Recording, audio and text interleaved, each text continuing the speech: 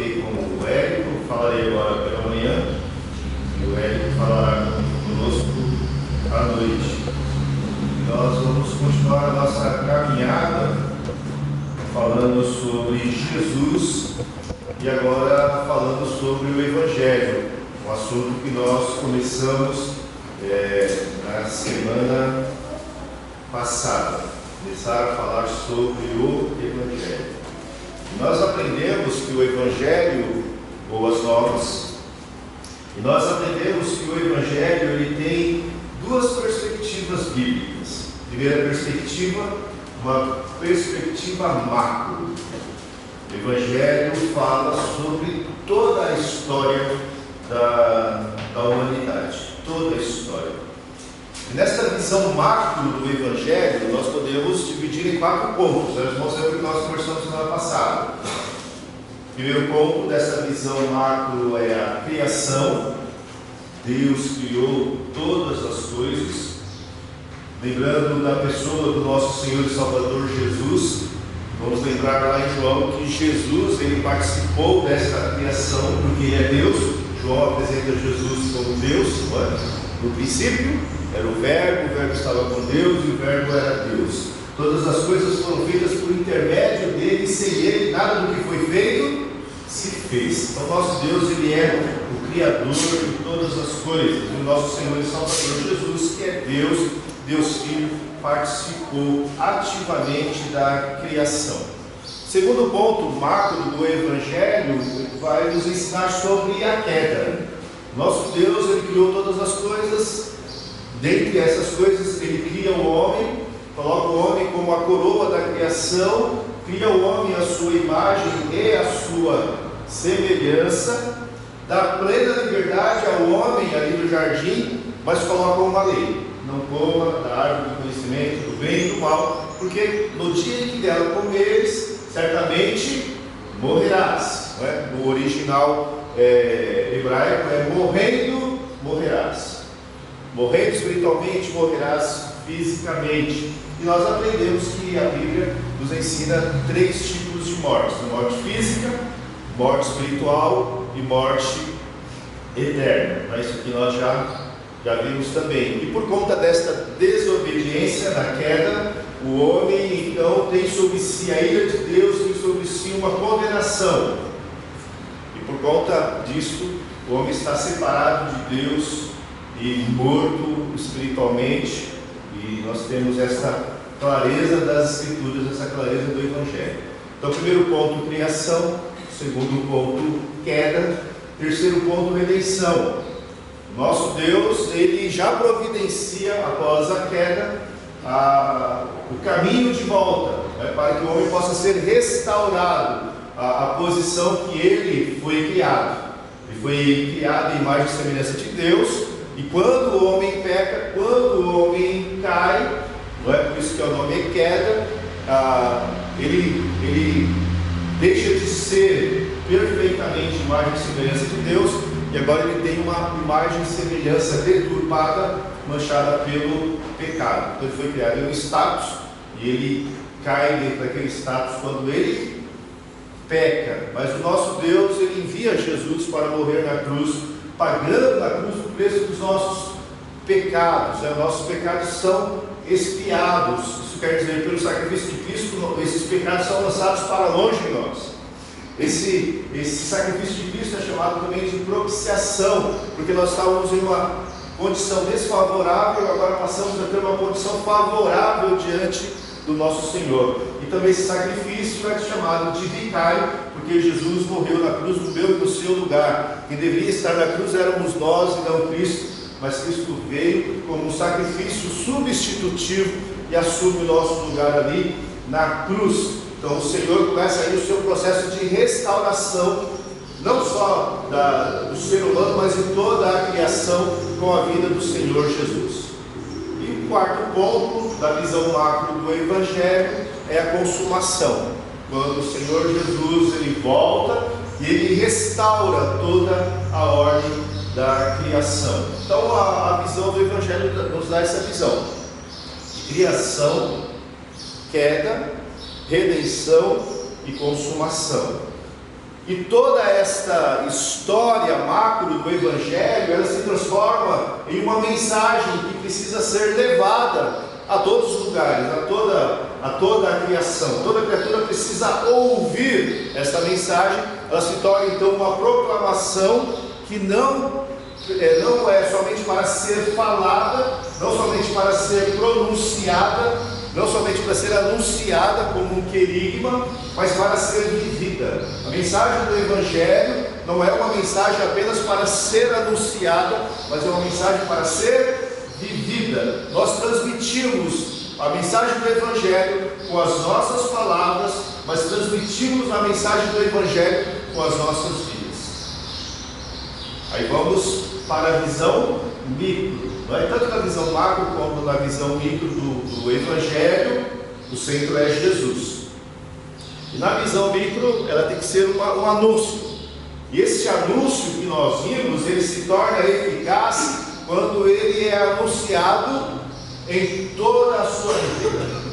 Nós não podemos suprimir nenhuma parte do anúncio do Evangelho, porque se nós suprimirmos alguma parte, não é anúncio do Evangelho. E temos que preservar o Evangelho na sua íntegra. E o Evangelho, para ser anunciado, nós também apresentamos para os irmãos 4 pontos na semana passada, que é para os irmãos se lembrarem. Quando nós formos anunciar o Evangelho, precisamos pensar em 4 elementos: Deus, homem, Cristo e resposta. Lembra-se disso? Deus, homem, Cristo e resposta. Deus, porque Ele é o Criador de todas as coisas. Então isso bate direitinho com a visão macro. Deus é o Criador de todas as coisas. Ele estabelece, ele por ser o Criador, ele estabelece a norma. Quem está condenado, quem não está condenado, como se salva, o que deve ser feito. Deus, ele é Deus, ele determina, ele estabelece. Então precisamos falar sobre este Deus. E falar que Deus, ele é amor, como nós costumamos falar na pregação do Evangelho, mas nunca nos esquecermos também de falar para a pessoa que Deus é justo. E na sua justiça, Deus condena o pecado. Deus, ele é o Criador, Deus.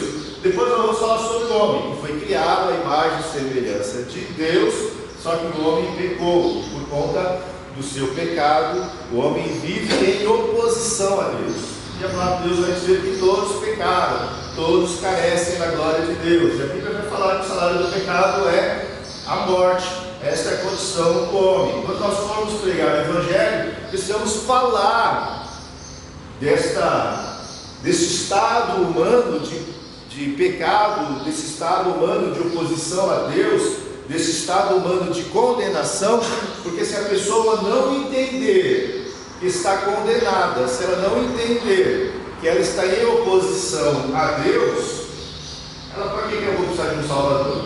Eu não estou correndo risco, eu não estou correndo perigo. Então o anúncio do Evangelho, que são boas novas, as boas novas começam com uma notícia ruim, de que o homem é pecador, condenado, separado de Deus. E se morrer, se sofrer a morte física nesse estado, ele leva esse estado para a eternidade. Por isso, então, falamos de morte eterna. Morte espiritual, o homem já nasce separado de Deus.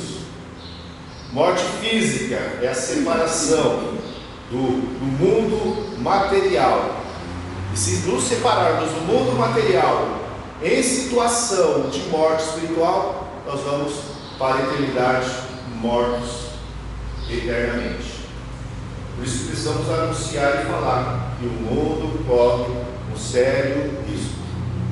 Aí então entramos na terceira parte do anúncio do Evangelho, que é Cristo. Falar que Jesus, que é Deus, o Filho de Deus, veio a este mundo para ser o meu e o seu Salvador. Que Ele morreu na cruz para pagar o preço dos nossos pecados. E falar de Jesus aí é maravilhoso, aí é gostoso. Todos nós gostamos de falar de Cristo. Só que ao final, depois de falar que Jesus Cristo veio a este mundo, pagou na cruz o preço dos nossos pecados, nós precisamos que a pessoa responda. O quarto ponto é a resposta. A pessoa precisa responder, e responder positivamente, para que o sacrifício de Cristo, a salvação oferecida por Jesus, possa ser aplicada naquela vida. E a resposta é arrependimento e fé. Sem arrependimento, sem fé, não há salvação, não há conversão. Nós falamos na semana passada do texto de 1 Coríntios capítulo 15. 1 Coríntios capítulo 15.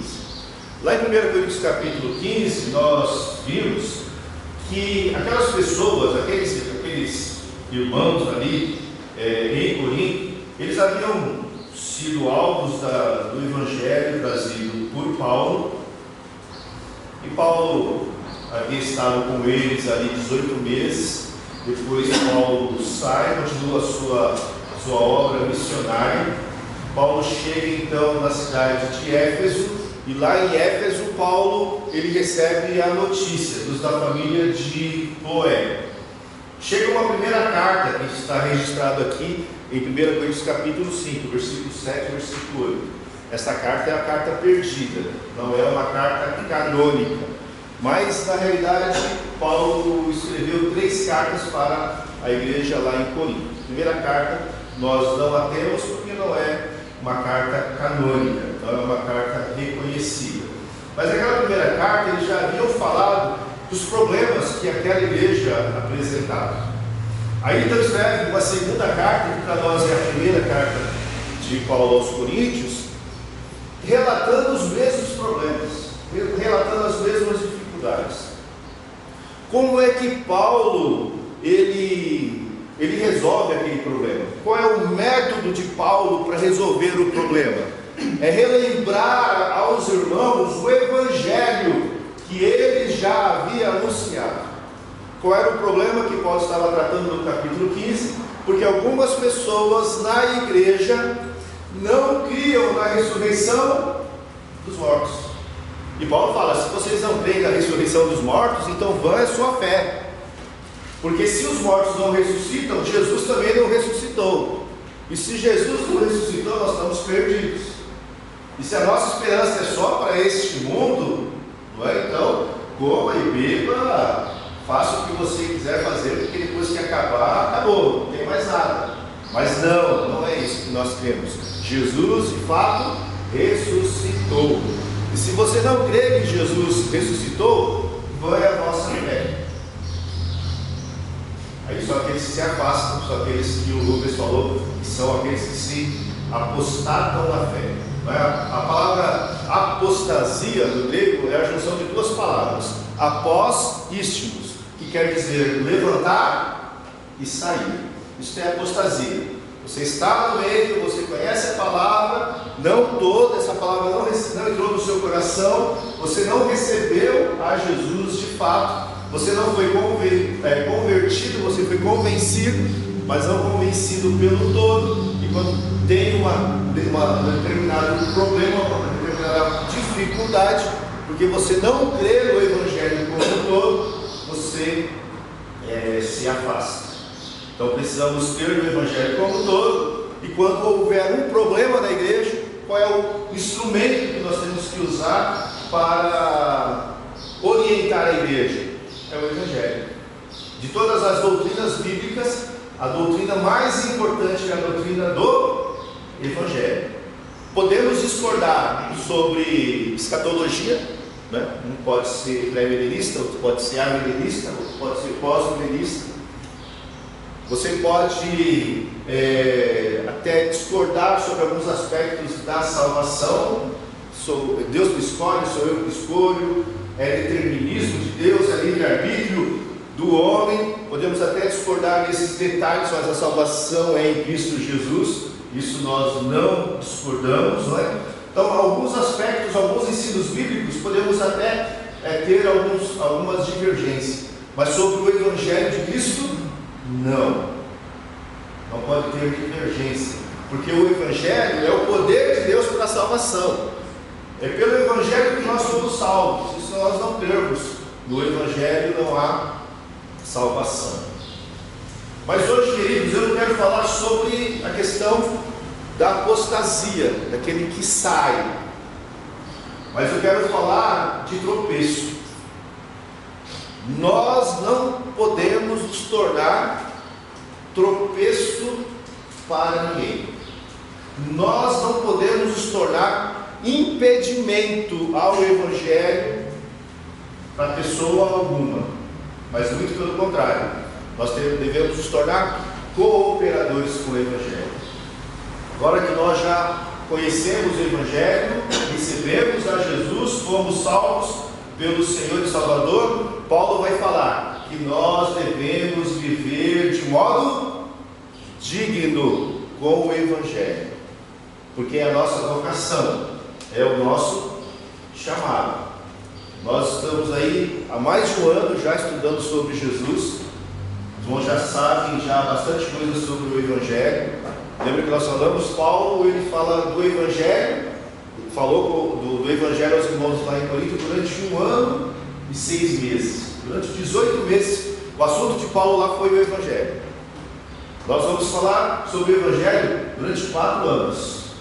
4 anos o nosso assunto será o Evangelho, que é o básico, que é o leite. Depois vamos para o alimento sólido. Depois vamos para uma bela feijoada. Depois vamos para um bom churrasco gaúcho, não é? Mas, por enquanto, o que nós estamos falando aqui é o básico que todo cristão deve saber. O Evangelho, volta a repetir porque isso é importante, o Evangelho não é apenas uma mensagem a ser anunciada, mas é um estilo de vida, uma mensagem que precisa ser vivida. Eu anuncio o Evangelho por palavra, mas anuncio o Evangelho também pelo meu viver. Nós vamos falar aqui hoje sobre os capítulos 8, 9 e 10 de 1 Coríntios. 8, 9 e 10. Nós vamos orbitar aí nesses versículos. Mas eu quero ler com os irmãos capítulo 9, a partir do versículo 13. 9, 13. 1 Coríntios capítulo 9, versículo 13.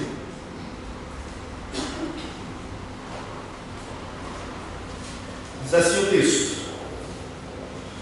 não sabeis vós que os que administram o que é sagrado comem do que é do templo, e que os que de contínuo estão junto ao altar participam do altar? Assim ordenou também o Senhor aos que anunciam o Evangelho, que vivam do Evangelho.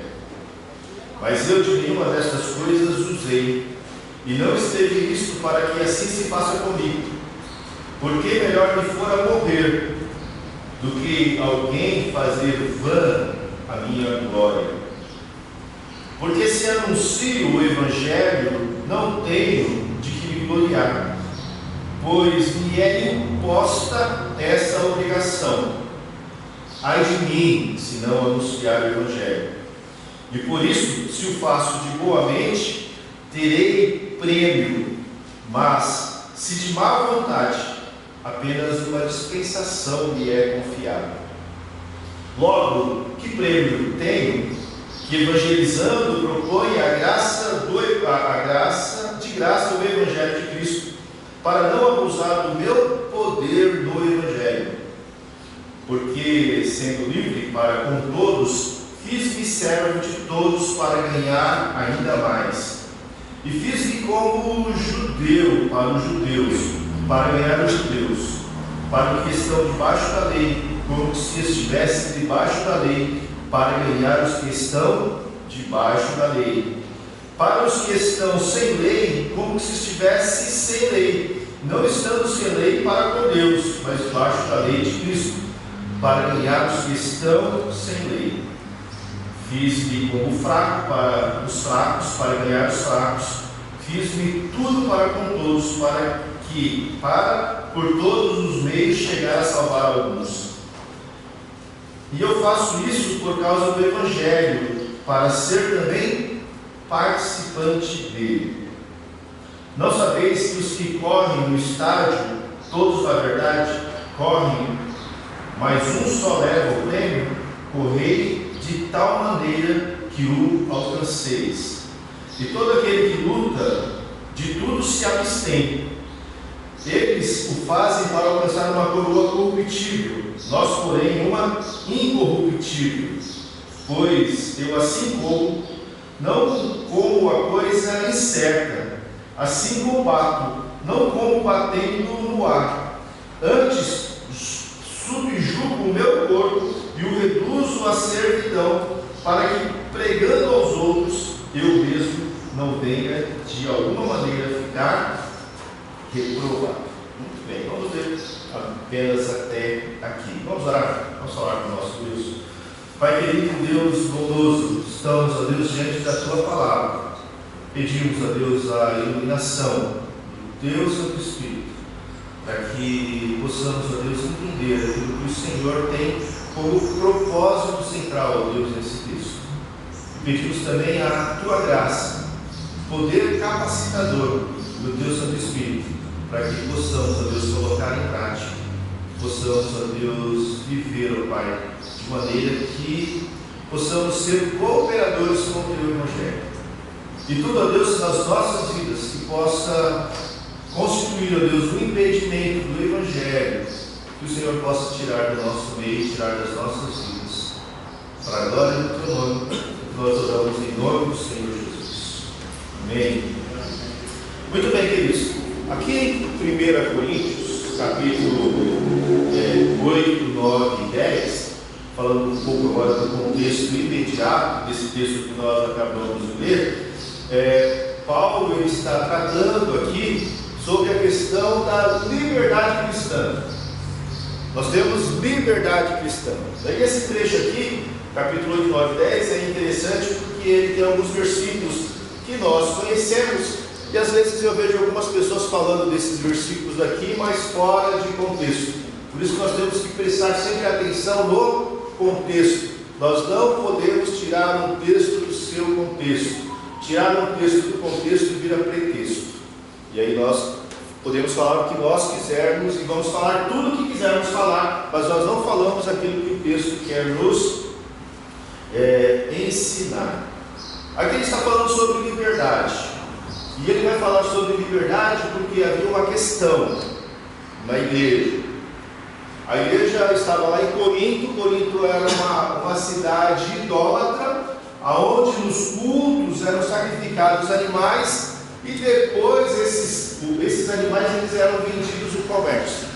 E aí você pergunta: eu posso ir até o açougue, comprar uma carne e essa carne eu sei que ela foi oferecida aos deuses pagãos, eu posso comer essa carne?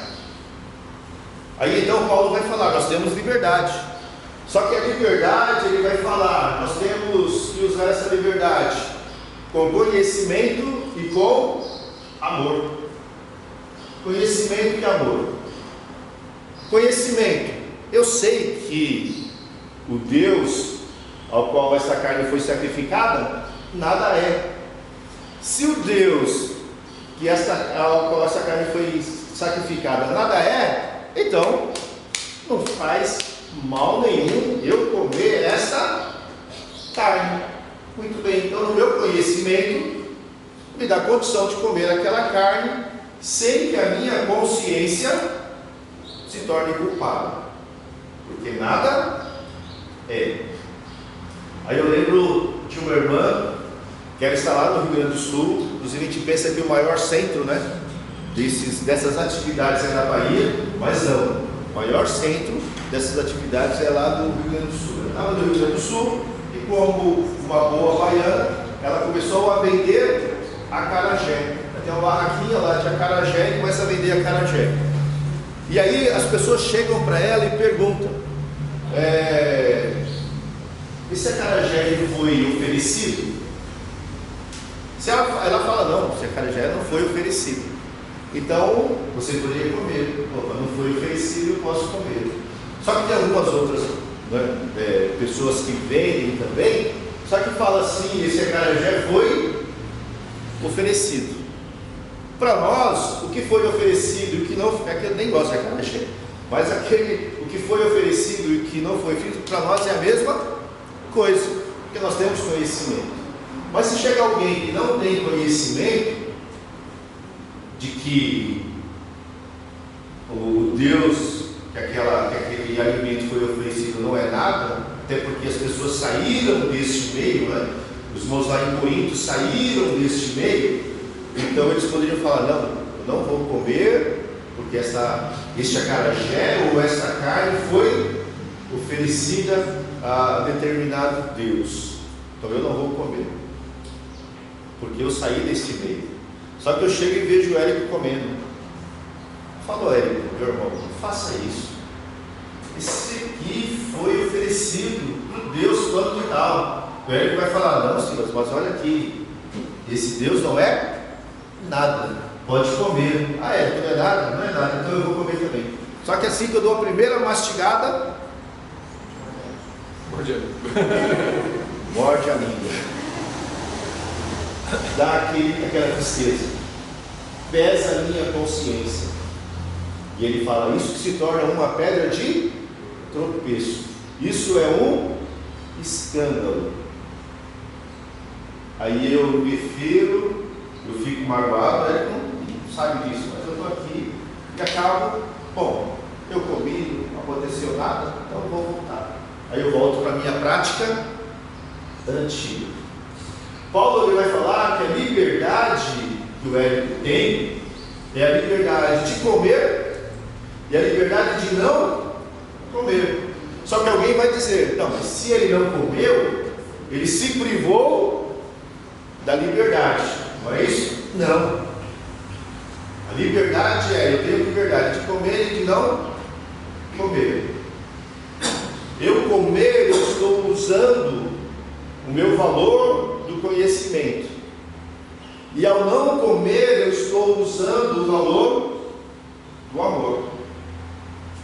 Dos nossos valores, né, vamos colocar uma hierarquia dos valores. Entre o amor e o conhecimento, qual é o mais importante? O amor. Já 1 Coríntios capítulo 13, né, ele vai falar assim sobre o amor.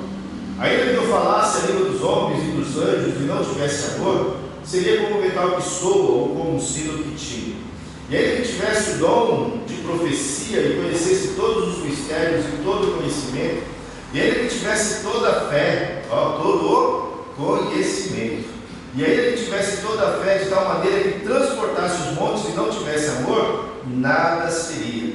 Ainda que distribuísse toda a minha fortuna para o sustento dos pobres, e ainda que entregasse o meu corpo para ser queimado e não tivesse amor, nada disso se aproveitaria.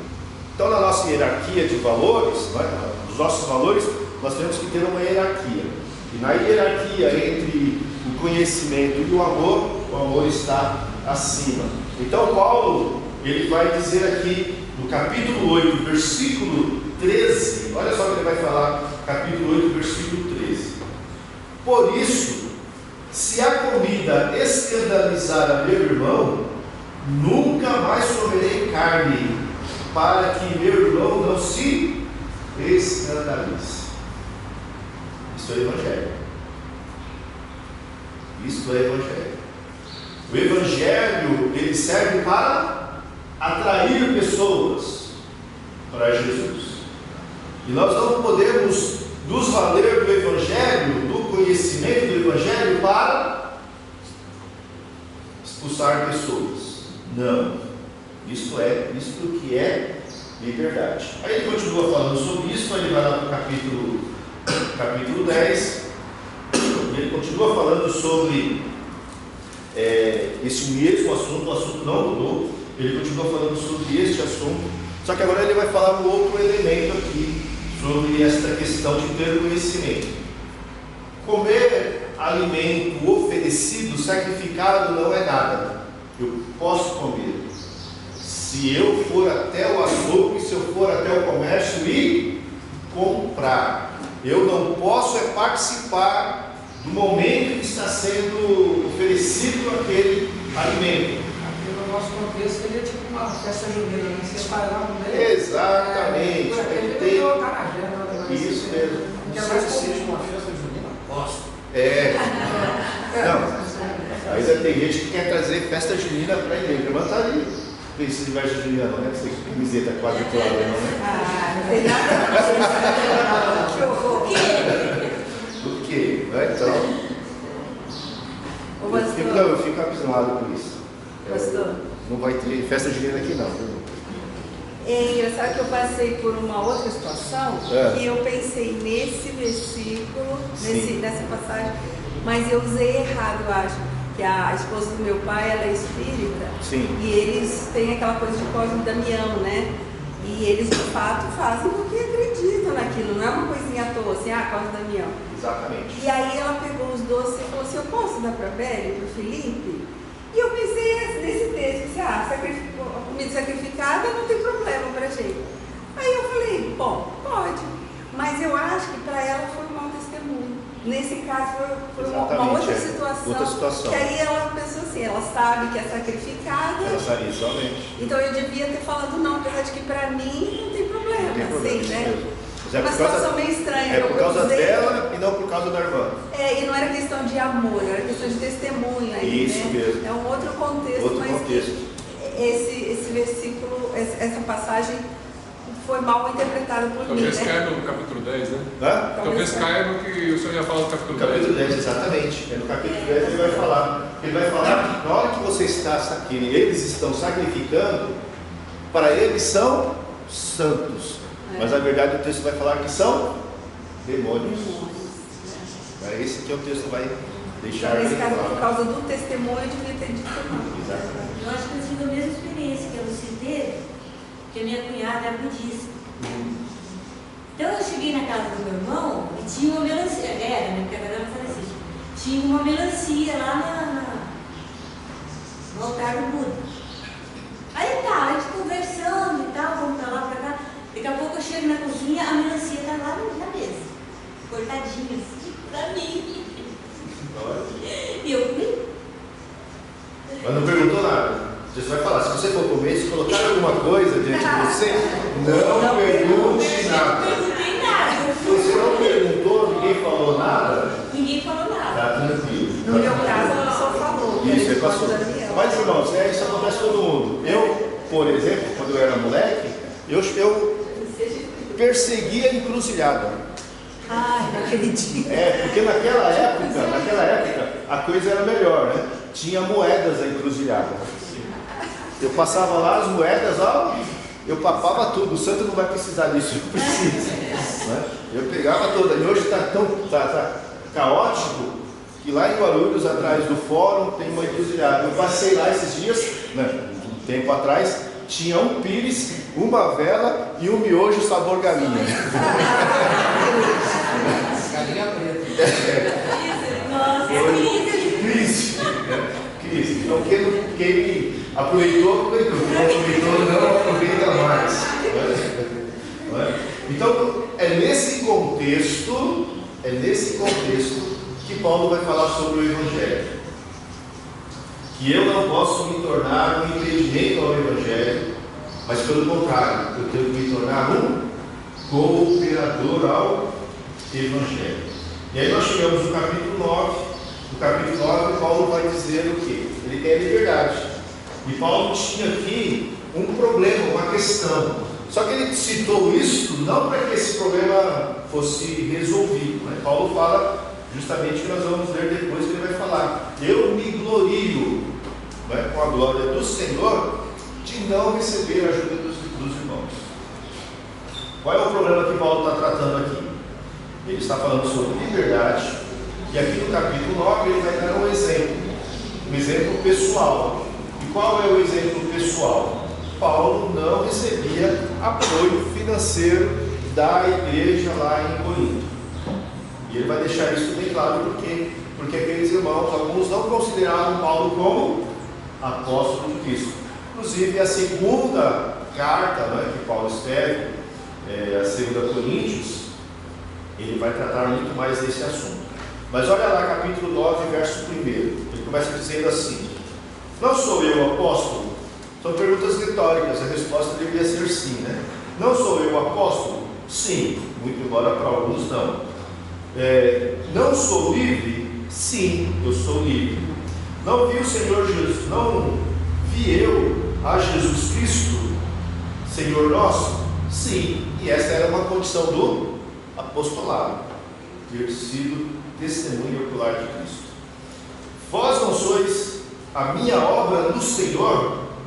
Sim, aquela igreja de Corinto foi fundada pelo trabalho missionário de Paulo e Barnabé. Então vocês são resultado do meu trabalho.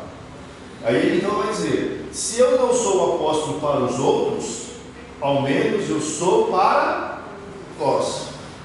E quem evangelizou, quem trouxe a mensagem, fui eu. Isso acontece até hoje. Isso acontece até hoje. O pastor bom não é o pastor que está na igreja. O pastor bom é o pastor da internet. O pastor bom, quando você vê algum membro fazendo citação, sempre faz a citação de algum pastor da internet. Dificilmente você ouve, né? Claro que você ouve de vez em quando. Mas olha, meu pastor falou tal coisa. Meu pastor falou tal coisa. Ele marcou. Mas é interessante que o que marca o cristão é o que ele ouviu na internet. Por isso que eu só vou pregar na internet agora. Então ele fala: se eu não sou apóstolo para os outros, ao menos sou para vós, porque vós sois o selo do meu apostolado no Senhor. Vós sois a prova do meu apostolado. E ele vai falar: esta é a minha defesa para os que me condenam, para aqueles que dizem que eu não sou apóstolo e falam que eu sou um mercenário. Ele vai falar: não temos nós direito de comer e beber? Claro que temos, sim, temos direito de comer e beber. Não temos nós direito de levar conosco uma esposa crente? Eles faziam muitas viagens e as esposas iam juntos. E ele vai falar assim: como também os demais apóstolos e os irmãos do Senhor e Cefas. Então eles recebiam este apoio financeiro. E ele vai dizer aqui: ou só eu e Barnabé não temos o direito de deixar de trabalhar. Então o que Paulo fazia para se sustentar? Ele fazia tendas. Era Paulo, Priscila e Áquila, Eles eram fazedores de tendas. Mas na segunda epístola, Paulo vai falar novamente, quando ele fala sobre essa questão de apoio financeiro, ele vai falar para os irmãos: eu estou aqui com vocês, não estou recebendo nada, mas no entanto, ele vai falar de outras igrejas que estavam ajudando Paulo no ministério. Principalmente a igreja que mais ajudou foi a igreja lá em Filipos, A igreja aos Filipenses foi a que mais ajudou Paulo. Por isso Paulo escreve aquela epístola maravilhosa que nós vamos chegar lá. Aí verso 7 ele vai falar: quem jamais milita a sua própria custa?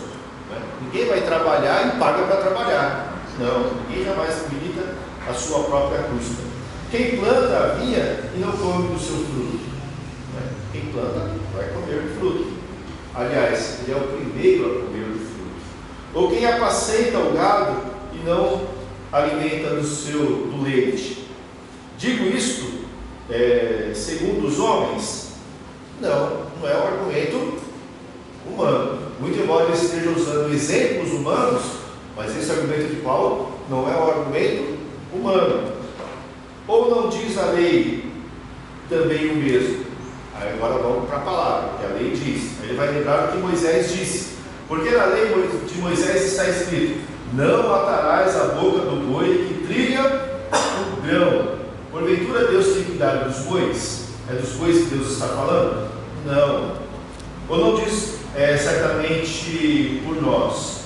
Ou não o diz certamente por nós? Certamente que por nós está escrito. Pelos homens, não pelos animais. Porque o que lavra deve lavrar com esperança, e o que debulha deve debulhar com esperança de ser participante. Se nós nos semeamos as coisas espirituais, será muito que de vós recolhamos as carnais? Então aquilo que é dado espiritualmente não tem nem comparação com aquilo que se dá em contrapartida materialmente. Aí eu lembrei de um irmãozinho, uma vez na igreja, estávamos conversando, ele chegou na igreja muito nervoso. Eu falei, o que você faz com o nome dele? Por que você está nervoso? Não, eu fiquei sabendo que o pastor fulano de tal, lá da nossa região, ele ganha 20 mil reais por mês. Eu falei, o que você tem com isso? Ele falou, o pastor está na igreja há 26 anos. Quando ele chegou na igreja, a igreja tinha 300 membros. Hoje a igreja tem mais de 2 mil membros. Lá é o nível deles, é o padrão deles. Qual que é o problema? Não, isso é muito dinheiro para um pastor. Isso é muito dinheiro. O pastor tem que ganhar igual ganha suas ovelhas. Eu falei, então, lá os irmãos são empresários e lá a maioria não ganha 20 mil. Então o pastor está dentro do padrão, deve ganhar menos que a maioria dos seus membros. Então ele achou um absurdo. Só que ele quis me elogiar. Não é? Porque eu fiquei na igreja lá em Vermelho do Matarazzo, né? Fiquei lá 12 anos. Sabe qual é o meu salário lá, irmãos? 650 reais. Achei que era 20 mil. Faltou só isso para chegar nos 20 mil. O meu salário, eu saí, entrei na igreja com o salário de 350 reais e saí da igreja com o salário de 650 reais. Esse era o meu salário da igreja. Aí eu saí como Paulo. Eu saí alegre. No caso era porque era uma igreja dentro de uma favela, dentro de um bairro muito pobre, e a igreja precisava ser construída. E hoje, graças a Deus, temos lá um prédio. Lá eles têm, não tenho mais, aqui eu sei lá, eles têm um prédio que foi construído nessa época. Eu falei, nós precisamos construir, mas eles têm que pagar o pastor. Eu falei, não, prioridade é a construção. Agora chegou outro pastor e graças a Deus eles estão conseguindo manter bem o pastor. Então, na realidade, o que ele vem dizer aqui, não é que aquilo que se dá espiritualmente é mais do que se recebe materialmente. Então, aqui ele vai trazer esta ideia. Aí ele fala, se outros, verso 12, se outros participam deste poder sobre vós, por que não justamente nós? Mas não nos usamos deste direito. Olha só, agora ele vai explicar. Ele tinha o direito de receber o apoio financeiro. A igreja não dava o apoio financeiro porque a igreja não reconhecia Paulo como um apóstolo da mesma categoria que os outros, que os 12 que andaram durante todo o ministério de Jesus. Mas Paulo vai dizer, mas nós, eu e Barnabé, nós não usamos deste direito. Antes, suportamos tudo para não pormos impedimento algum ao Evangelho de Cristo. Se receber o salário poderia se constituir um impedimento, então não, eu não quero. E Paulo abriu mão desta ajuda financeira. Aí teve outro irmãozinho bravo também, né? Às vezes tem uns irmãos que querem ser bravos na igreja, né? Mas aí o pastor é mais bravo do que eles, aí o irmão, o pastor, ele estava tocando algumas atividades, o pastor está falando isso que o pastor recebe, né? O pastor, mal ele sabia, né? Quanto que ele recebia lá. O pastor recebe. Aí eu falei para o irmão, eu faço no meio da assembleia. Eu falei, eu faço um acordo com o irmão. A partir de hoje eu não recebo nada da igreja. Eu abro mão de qualquer ajuda da igreja. Só que o que eu faço você vai ter que fazer também. Da forma que eu faço você vai ter que fazer também. Na hora que eu faço você vai ter que fazer também. Aí o irmão se calou. Aí ele não quis começar essa brincadeira besta, né? E vamos lá, você está reclamando? Então vamos lá. Então vamos resolver o problema dessa forma. Então, se aquilo seria um impedimento, a gente abre mão, não tem problema nenhum. Mas o que ele fala aqui, ele vai falar, mas nós não usamos deste direito. Lá eu falei de conhecimento e falei de amor. Agora fala de direito. Normalmente nós somos ensinados a quê? A brigar pelos nossos direitos, não é? Paulo fala, não, eu uso a minha liberdade para abrir mão do meu direito. E agora ele vai colocar entre o meu direito e o Evangelho, na hierarquia, quem está acima? O Evangelho está acima do meu direito. Eu abro mão do meu direito por causa do Evangelho. Então eu falei, eu suporto tudo por causa do Evangelho. Então aqui Paulo agora já deixa bem claro que ele quer nos ensinar nesse trecho, dentro de todo este contexto, que eu e você temos que analisar as nossas vidas, observar a situação e ver se alguma coisa que há em nós possa se constituir em um impedimento ao Evangelho de Cristo, para que alguém o aceite ou então para que alguém se afaste. Se houver alguma coisa em nós que precisa ser tirada, Paulo então diz, olha, eu abro mão deste direito.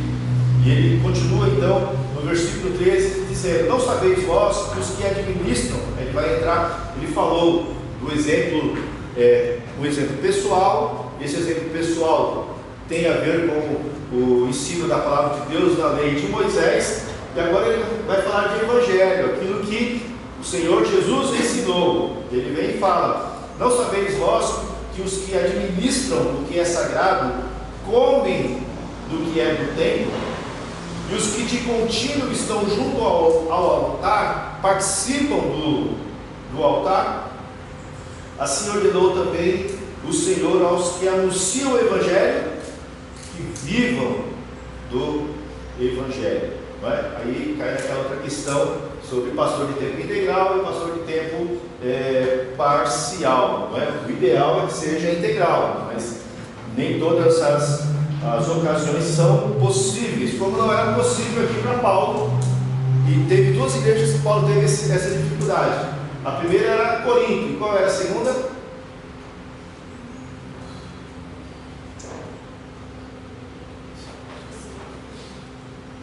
Vocês estão estudando. Qual era, irmão Clóvis? A outra igreja? Fala Tessalonicenses. Qual era a outra igreja?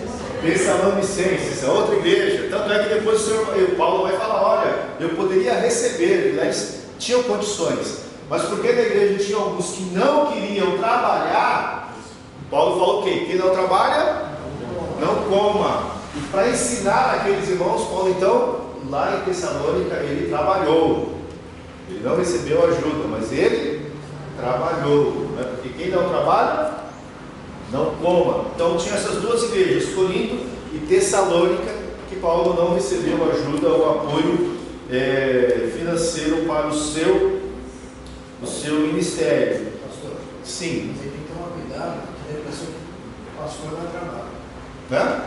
Tomar cuidado com isso aí, porque senão a pessoa que o pastor não faz nada. Não é um trabalho. E não é vou trabalho. trabalhar, porque isso aqui não é um trabalho. Não é trabalho mesmo.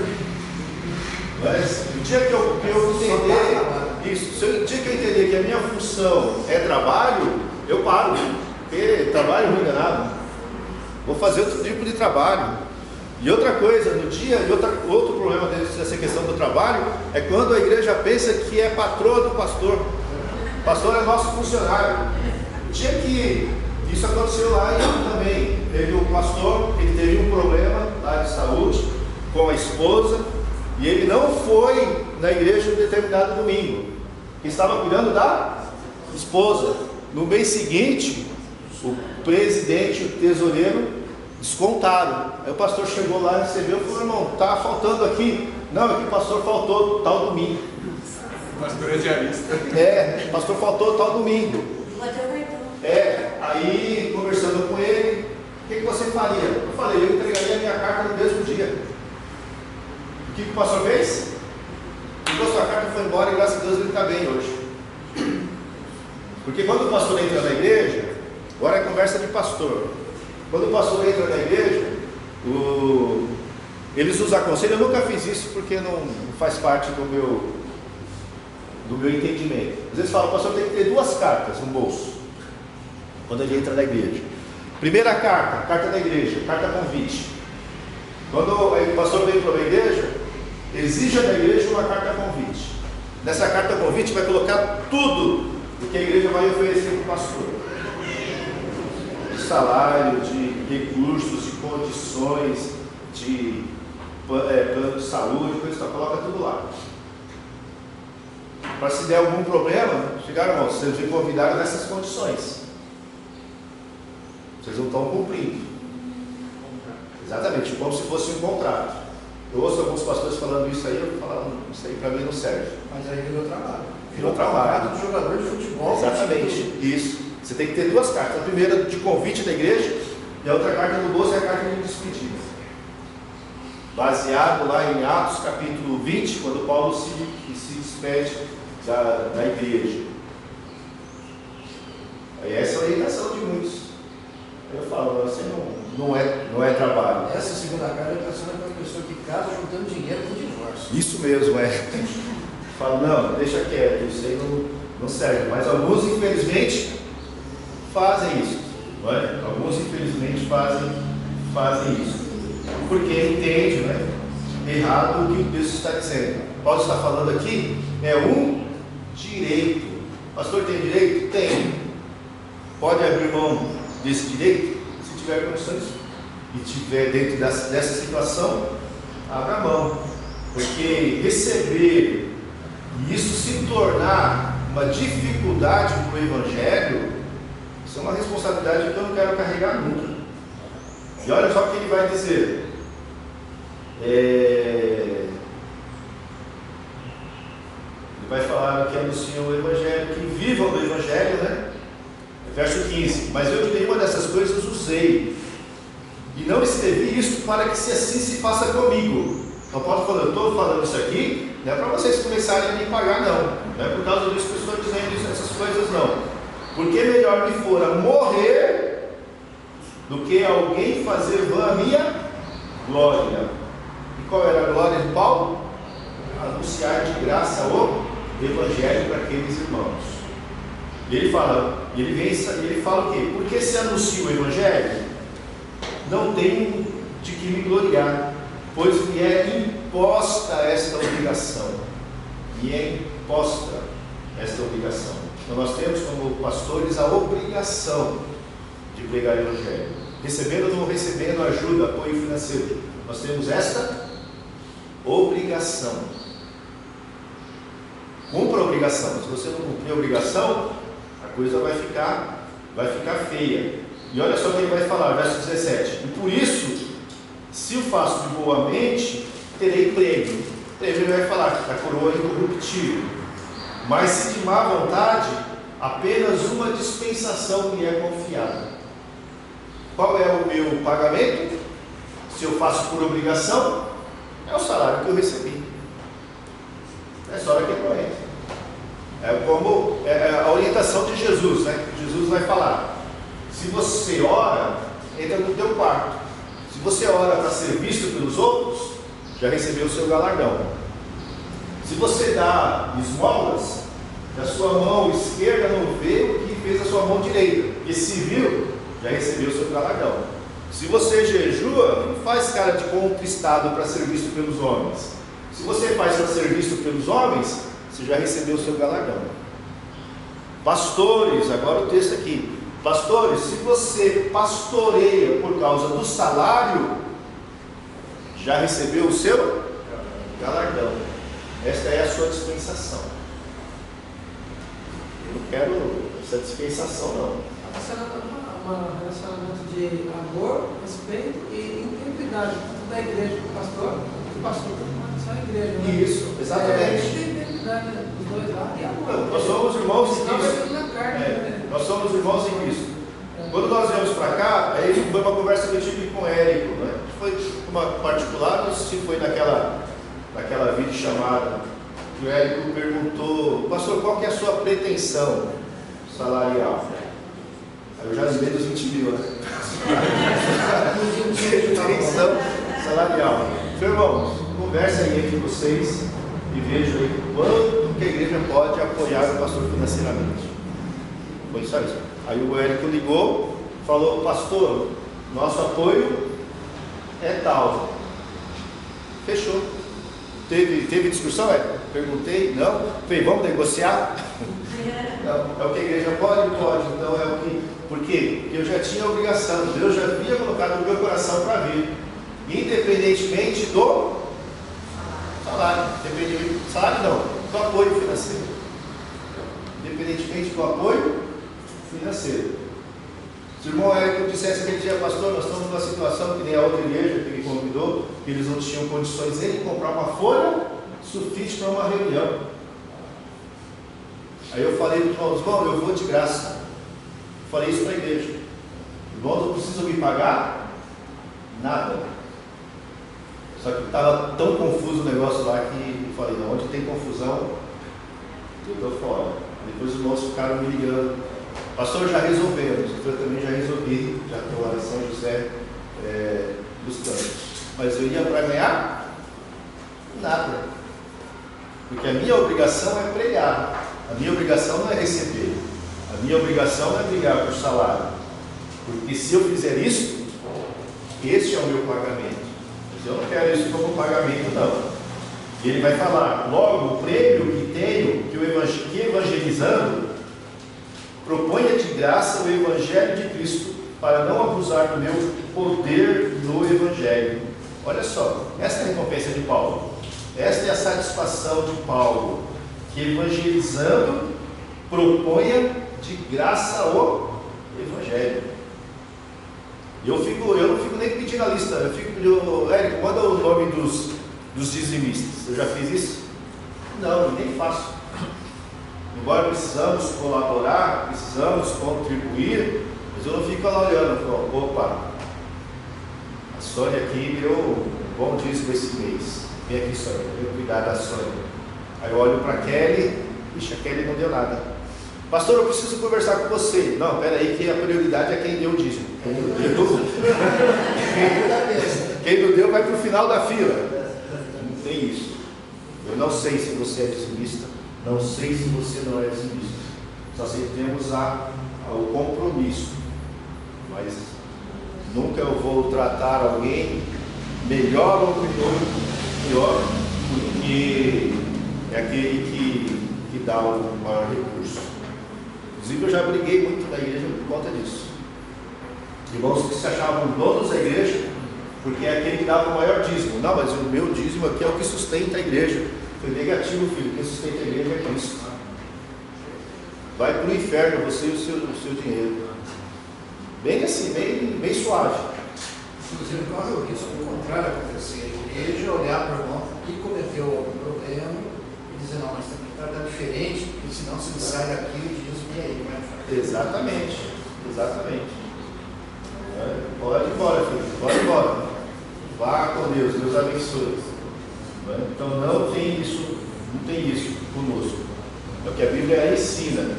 E ele vai falar isso. Então, esse é o meu prêmio, de propor de graça o Evangelho, para não abusar do meu poder do Evangelho.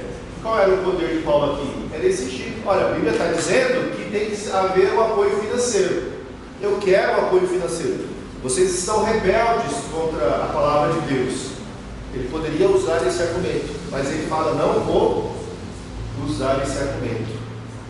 Ele está usando de uma liberdade para abrir mão de um direito, para que esse direito não se constitua impedimento ao Evangelho. E geralmente a questão financeira, material, né, é o que pega mais, né? Hoje as pessoas, todos, de uma forma geral, nós vemos um coração muito materialista, muito preso às coisas materiais. E Paulo aqui, ele fala: eu abro mão disso, se isso se tornar um impedimento ao Evangelho. Então qualquer coisa, esse é o exemplo de Paulo. Os nossos exemplos podem ser outros. Qualquer coisa nas nossas vidas que possa se constituir um impedimento ao Evangelho. Nós temos que usar da liberdade que nós temos em Cristo para abrir mão daquilo. É o que o texto está nos ensinando aqui de forma bem clara. Aí depois ele entra naquela texto muito conhecido, né? Porque sendo livre para com todos, fiz-me servo de todos para ganhar ainda mais. Verso 20: fiz-me como judeu para os judeus, para ganhar os judeus, para os que estão debaixo da lei, como se estivesse debaixo da lei. Então Paulo ele vai falar que ele se esforça e ele faz de tudo por todos. Para quê? Ao versículo 23: eu faço isso por causa do Evangelho, para ser também participante dele, do Evangelho. Em algumas outras versões vai dizer para ser cooperador do Evangelho. Olha só que coisa maravilhosa. Nós entendemos a mensagem do Evangelho, a grandeza da mensagem do Evangelho, e o Senhor nos chama para sermos cooperadores do Evangelho. Querido, que privilégio é esse? O Senhor está nos dando um privilégio maravilhoso de nos tornarmos cooperadores com o Evangelho, algo que os anjos queriam atentar, mas o Senhor deu esse privilégio para nós, para a sua igreja. Temos que ser cooperadores do Evangelho. Cooperar com o Evangelho é anunciar o Evangelho, e cooperar com o Evangelho é viver de acordo com o Evangelho. A nossa vida tem que fazer um dueto perfeito, afinado com a mensagem do Evangelho. Ele deixa isso de forma bem clara. E aí no versículo 24 ele vai dizer assim: não sabeis vós que os que correm no estágio, todos na verdade correm, mas um só leva o prêmio? Correis de tal maneira que o alcanceis o prêmio. E todo aquele que luta, de tudo se abstém. Todo aquele que luta, de tudo se abstém. Eles os fazem para alcançar uma coroa corruptível, nós, porém, uma incorruptível. O nosso prêmio, uma coroa incorruptível, que não morre, que não se acaba, que não se extingue. E ele fala: pois eu assim corro, não como coisa incerta. Eu sei que meu prêmio é garantido. Não é algo, não é uma possibilidade, não é uma vã esperança. Nossa esperança é certeza, é convicção. Eu assim combato, não batendo no ar. Não é? Parece que eu estou espantando o mosquito. Não é golpes aleatórios. São golpes certeiros. São palavras objetivas. É um modo de vida condizente, digno com o Evangelho. E ele vem e diz: assim subjugo o meu corpo. Meu corpo tem apetites, não é? Meu corpo tem desejos. Eu tenho desejos, mas eu subjugo meu corpo. Em outras palavras, eu nego a mim mesmo, por causa do Evangelho. Eu abro mão do meu direito, por causa do Evangelho. E ele diz: e eu o reduzo à servidão. Primeiro Paulo fala: eu não sou livre? Sim, eu sou livre, mas agora eu reduzo a servidão. No Evangelho, agora eu não sirvo a mim, eu sirvo ao meu irmão. No Evangelho, eu tenho um conhecimento que me dá a liberdade de comer a carne sacrificada, mas para servir ao meu irmão, eu abro mão do meu direito de comer carne sacrificada, para que o meu irmão não se escandalize e não se afaste de mim. Porque ele vai dizer o quê? Para que, pregando aos outros, eu mesmo não venha de alguma maneira ficar reprovado. Aí a gente vai lembrar do texto lá de Hebreus, né? Quando ele fala que vã é a nossa fé. Eu estava até comentando com o irmão Clóvis, né? Quando nós falamos sobre o texto de Hebreus, depois do texto de 1 Coríntios capítulo 15, ficou na minha mente assim como letras garrafais, né? Para que depois de ter feito tudo, eu não seja reprovado. Já imaginou? Paulo, depois de tudo aquilo que ele fez, de tudo aquilo que ele suportou, ele ser reprovado simplesmente porque ele fez uma exigência de um direito que ele tinha. Não, eu quero que vocês aqui me paguem, porque esse é o meu direito. Aí Paulo seria visto como um mercenário. E tudo aquilo que estavam falando dele seria, então, comprovado. E se o homem perde a sua legitimidade, as suas palavras perdem força.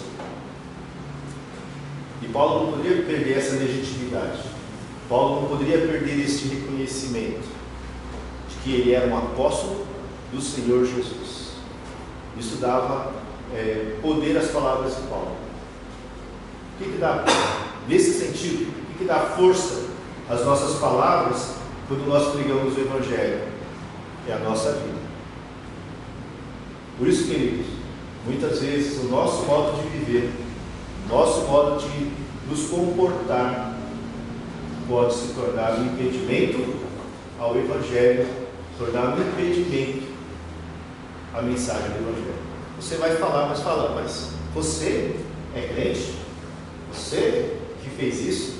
Você que fez aquilo? Você é crente? Você é cristão? De fato. Isso quando eu converso com os amigos do serviço, eu falo de fulano de tal.